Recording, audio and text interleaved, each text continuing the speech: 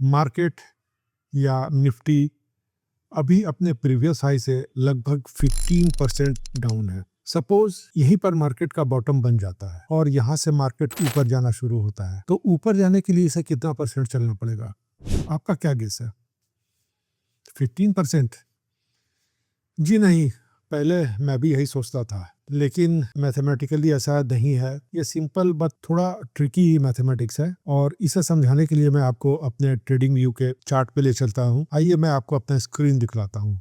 ये trading view का chart है और ये निफ्टी 50 का चार्ट है। ये उसका ऑल टाइम हाई हुआ और अभी मार्केट यहाँ पर है लगभग 14.81% डाउन है ये अपने प्रीवियस हाई से, और इसमें टोटल पॉइंट्स जो इसने लूज किए हैं वो लगभग 3891 इतने पॉइंट्स इसने लूज किए हैं। अब मैं ट्रेडिंग व्यू के ही एक टेक्निकल टूल से सेम ऊपर की तरफ के जर्नी को मैं कैलकुलेट करता हूं, तो यही 3891 पॉइंट्स ऊपर जाने के लिए मार्केट को 17.36% चलना होगा। यानी कि नीचे आने के लिए तो आपको सिर्फ 14.8% चलना पड़ा, बट ऊपर जाने के लिए आपको लगभग 3% और ज्यादा चलना पड़ रहा है। और ये फॉल जितना गहरा होते जाता है, ये राइज का परसेंटेज उतना ही बढ़ते जाता है, और इसीलिए मार्केट जब भी नीचे गिरता है काफी करेक्ट करता है, और खास करके जब डर और अनिश्चितता के माहौल में जब ये नीचे आता है, तो जब भी मार्केट रिकवर किया है इस शताब्दी में 3 बार इस तरह के क्रैशेस हुए हैं। तीनों बार मार्केट जितनी तेजी से, जितनी आसानी से लगभग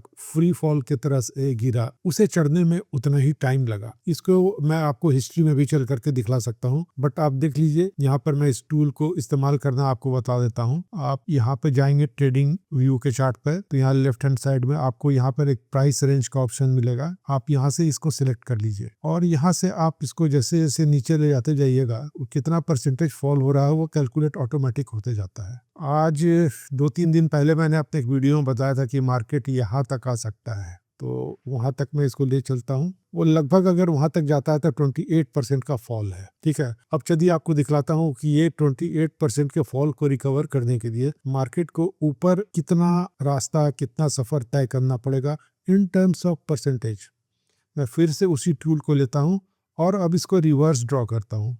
मैं यहीं से इसे ड्रॉ करना शुरू करता हूँ और ऊपर इसको लगभग इसी के आसपास ले जाता हूँ। आप देखिए नीचे आने में लगभग 7513 पॉइंट्स, और परसेंटेज के टर्म में 28% इसने मार्केट ने गंवाए नीचे की तरफ जाने में। और यही जब ये ऊपर की तरफ जाना शुरू करता है तो लगभग 7513 पॉइंट्स जाने में इसे 40% चलना पड़ेगा। आप पॉइंट्स में देख लीजिए, दोनों मैंने एग्जैक्टली सेम सेलेक्ट किया है। 7513 पॉइंट नीचे की तरफ और 7513 पॉइंट ऊपर की तरफ। यहाँ परसेंटेज है 28% और यहाँ है 40%।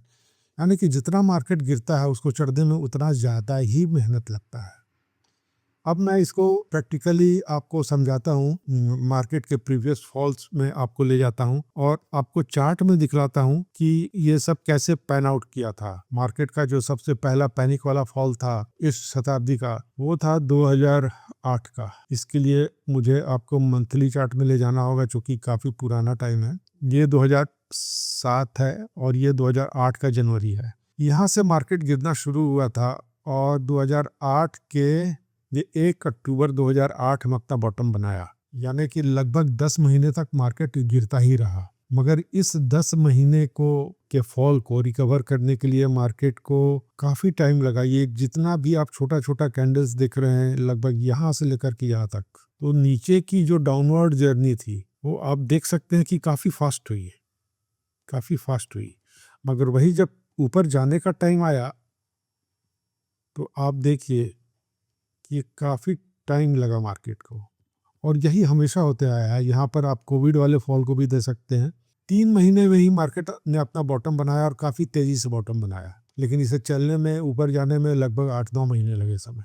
और इस बार भी ऐसा ही कुछ हो रहा है। अभी मंथली चार्ट में अगर देखा जाए तो सिर्फ 3 महीने हुए हैं लगभग मार्केट को गिरे हुए। ये आगे कहाँ तक कंटिन्यूड रहेगा ये बोलना तो मुश्किल है, बट जहाँ पर भी ये अपना बॉटम बनाएगा इसे ऊपर जाने में उतना ही ज़्यादा टाइम लगेगा। और इसीलिए शेयर मार्केट में कहा जाता है कि शेयर मार्केट में वही पैसा लगाना चाहिए जिसकी ज़रूरत आपको कम से कम अगले 5 साल तक के लिए नहीं है। अगर आपकी अवधि उससे कम में है तो आपको डेट फंड में ही रहना चाहिए, या अगर बिल्कुल 4 साल, 5 साल, 6 साल का आपके पास अवधि है तो ऐसे में आप कुछ हाइब्रिड फंड में भी लगा सकते हैं। हाइब्रिड कहने का मतलब एक ऐसा म्यूचुअल फंड जिसमें कि डेट भी है और थोड़ा इक्विटी भी है, उसका मिक्सचर है। लेकिन अगर आपका अवधि, इन्वेस्टमेंट का होराइज़न अगर 4 साल या उससे कम का है तो आपको कभी भी इक्विटी मार्केट में पैसा नहीं लगाना चाहिए, इसलिए कि इस तरह के हालात का कोई सर्टेनिटी नहीं है कब आ जाएगा, क्या होगा। और अभी तो जिस तरह का माहौल है, जिस तरह के लोग अपने अपने कंट्री का हेड बने हुए हैं, तो कब कहाँ क्या डिजास्टर होगा, कब कहाँ व्यवस्था किस तरह से चौपट होगी, कौन किससे लड़ेगा, कौन कंट्री बर्बाद होगा, ये बोलना बहुत ही मुश्किल है। इसलिए इसको आप मोटे तौर पर यही समझिए कि 5 साल से ऊपर का व्यू है, आप तभी मार्केट में रहिए। और इस चीज़ को सिंपली वे में आपको मैं इस तरह से भी समझा सकता हूँ कि ये जो फॉल है ये समझिए सीढ़ी उतरने की तरह है। जब भी आप सीढ़ी से उतरते हैं तो आप देखिए आपको मेहनत कितना कम लगता है, आप आराम से काफ़ी तेज़ी से उतर सकते हैं। बट यही अगर आपको जब चढ़ना रहता है 6 तल्ला, 7 तल्ला, 8 तल्ला, तो आपकी आपकी हालत पतली होने लगती है, काफ़ी मेहनत लगता है।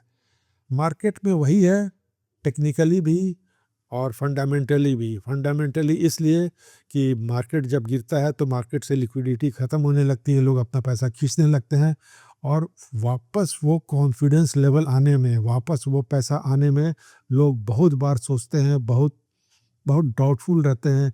पर जैसे जैसे जैसे जैसे मार्केट ऊपर चलते जाता है, डाउट्स क्लियर होते जाते हैं, लोग पैसा लगाते हैं और तभी मार्केट ऊपर जाता है। इसलिए ये फंडा हमेशा याद रखिएगा कि नीचे जाने में काफ़ी हड़बड़ी है बट ऊपर चढ़ने में मेहनत तो लगता है। Thank you.